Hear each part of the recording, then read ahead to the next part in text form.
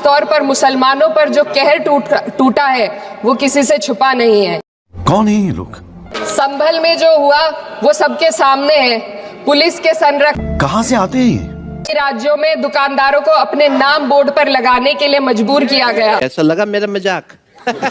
यति नरसिंहानंद ने बेहद घटिया बयान दिया, लेकिन सरकार खत्म, बाय बाय, टाटा। इकरा चौधरी जी, ये फंस गया सीएम। आपने मुझे इस विशेष चर्चा पर बोलने का मौका दिया। भारत के संविधान के 75वें वर्ष की चर्चा के मौके पर अच्छा हमको सिखा रही है। मैं सबसे पहले संविधान बनाने वालों की दूरदृष्टि को सलाम करती हूँ। एक युवा सांसद के तौर पर मैं समझ रहे हो ना? अपनी उम्मीदों को संविधान के साथ जोड़कर खास तौर पर यह बताना चाहती हूँ कि आज हमारे देश में यही नहीं, अभी और सुनिए, पिछड़े, दलित, अल्पसंख्यक समुदाय को किस तरह अपने संवैधानिक अधिकारों और आजादियों की हिफाजत के लिए हर रोज मुश्किलों का सामना करना पड़ रहा है। प्यारी समझ गई। Doctor B.R. अम्बेडकर के कथन से अपनी बात रखना चाहती हूँ। उन्होंने कहा था, मुझे अपने भारतवर्ष पर फक्र है, जल्दी बोल, कल सुबह पनवेल निकलना है, कि जिसके पास ऐसा संविधान है जो लोकतंत्र, समाजवाद और सेक्युलरिज्म को संजोता है। चीटिंग करता है तू। लेकिन आज ऐसा लगता है जैसे संविधान की किताब तो है, पर इसे चलाने वालों का ईमान गुम हो गया है।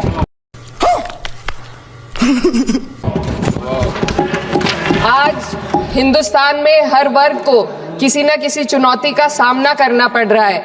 अच्छा हमको सिखा रही है। मगर अल्पसंख्यक, खासतौर पर मुसलमानों पर जो कहर टूटा है वो किसी से छुपा नहीं है। ये लोग सिर्फ अपने मजहबी पहचान की वजह से निशाने पर हैं। मेरे को जानता नहीं है। संविधान का अनुच्छेद 15 कहता है कि किसी भी नागरिक के साथ धर्म, जाति या किसी और वजह से भेदभाव नहीं होना चाहिए। गजब बेइज्जती है। लेकिन हकीकत इसके उलट है। हालात इस कदर बिगड़ चुके हैं कि hate speech, mob lynching, bulldozer द्वारा घरों को गिराने की घटनाएं कोई तरीका है भीख मांगने का?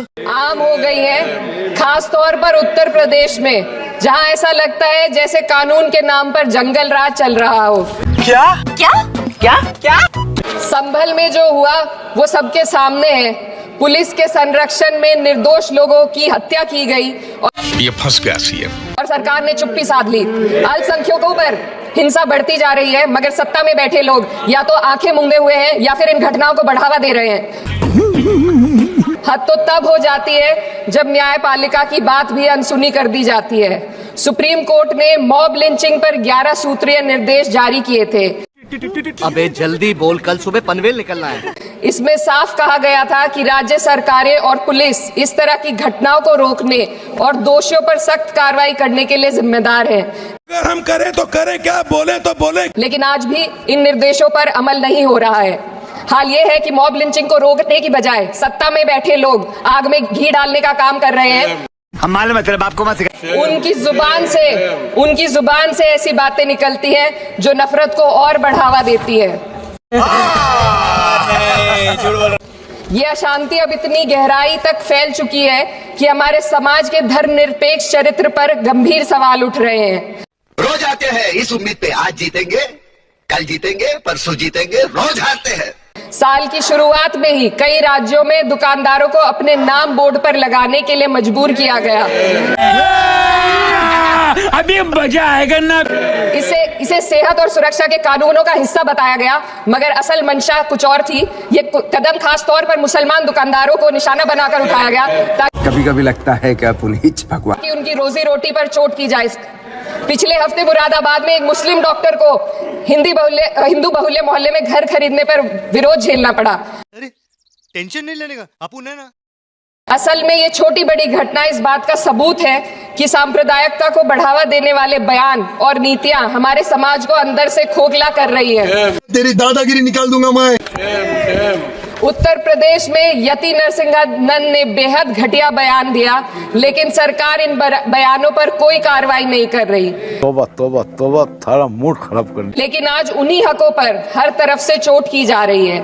वक्फ जैसे बिल लाकर उनके धार्मिक अधिकारों को छीनने की कोशिश की जा रही है। समझ रहे हो ना?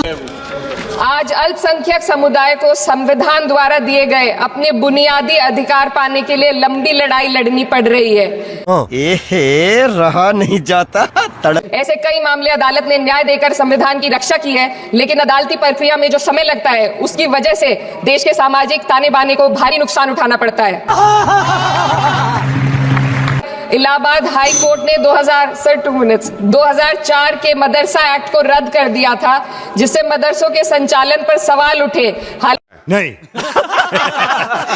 सुप्रीम कोर्ट ने बाद में इस फैसले को पलट दिया और एक्ट को वैध करार दिया, लेकिन इस प्रक्रिया में जो समय लगा उसने अल्पसंख्यकों को बेचैनी और संघर्ष के दौर में डाला है।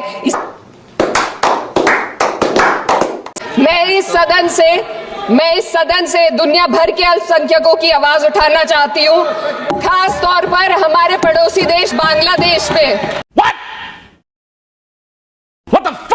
खास तौर पर हमारे पड़ोसी देश बांग्लादेश में अल्पसंख्यकों के साथ जो हो रहा है वे दिल को गहरे तक चोट पहुंचाने वाला है। उनकी जान माल की हत्या की जा रही है। बांग्लादेश हो या हिंदुस्तान हो या कोई और देश, चलो भाई देखो अब मैं क्या करता हूँ। अल्पसंख्यकों की सुरक्षा, इज्जत और अधिकारों की हिफाजत हर सरकार की सबसे पहली जिम्मेदारी होनी चाहिए। मेरे को तो ऐसा धक धक हो रहा है। मेरे को भी हो रहा है। इस सदन से अपने देश के अल्पसंख्यकों के साथ बांग्लादेश के पीड़ित अल्पसंख्यकों की आवाज को एक साथ उठाना चाहती हूँ। ये वक्त की पुकार है कि हम सब मिलकर ये सुनिश्चित करें कि किसी भी इंसान को उसकी पहचान या मजहब के कारण डर कर जीने पर मजबूर ना होना पड़े।